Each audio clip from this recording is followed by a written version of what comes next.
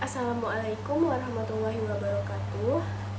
Halo semuanya, perkenalkan saya Yuni Apriani, dan di video ini saya akan menjelaskan tentang teori dalam kajian antropologi.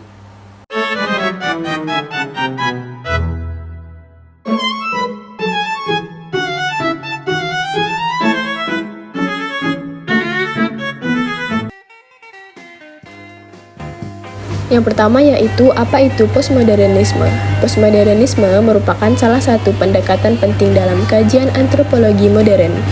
Postmodernisme adalah sebuah pendekatan pemikiran yang muncul sebagai kritik terhadap cara berpikir modern yang terlalu menekankan pada rasionalitas, objektivitas, dan kebenaran tunggal.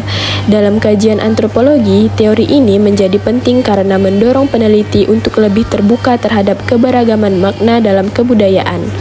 Teori ini juga menekankan pentingnya refleksi diri dan mengajak antropolog untuk lebih kritis terhadap posisi serta peran mereka dalam proses penelitian.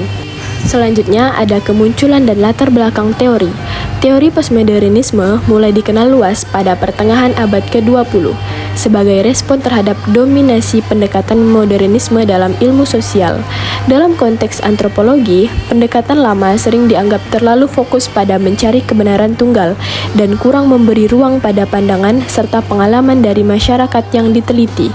Postmodernisme hadir untuk membongkar pandangan semacam ini dengan menekankan bahwa tidak ada satupun versi kebenaran yang mutlak, semua tergantung pada konteks, pengalaman, dan sudut pandang.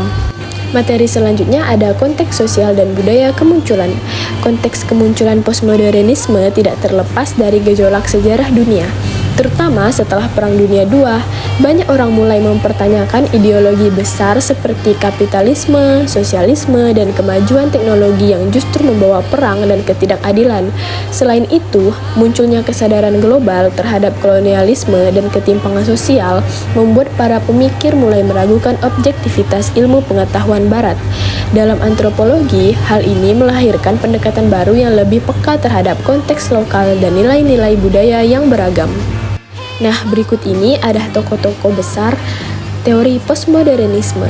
Yang pertama ada Jean-François Lyotard. Jean adalah tokoh penting dalam perkembangan postmodernisme. Dalam bukunya The Postmodern Condition, ia menjelaskan bahwa di era postmodern, orang-orang mulai kehilangan kepercayaan pada narasi besar atau grand naratif, seperti sains, agama, dan kemajuan. Sebagai gantinya, ia mendorong pentingnya memperhatikan narasi-narasi kecil, yaitu cerita dan pengalaman dari kelompok masyarakat biasa yang selama ini jarang terdengar. Pemikirannya ini sangat relevan dalam antropologi, terutama dalam menyoroti keragaman cara pandang terhadap dunia. Tokoh selanjutnya ada Michel Foucault. Michel juga berperan besar dalam memperkuat dasar teori postmodernisme. Ia tidak melihat pengetahuan sebagai sesuatu yang netral, tetapi sebagai hasil dari relasi kekuasaan. Foucault menunjukkan bahwa institusi-institusi seperti sekolah, rumah sakit, dan bahkan bahasa bisa menjadi alat untuk mengontrol dan membentuk cara berpikir masyarakat.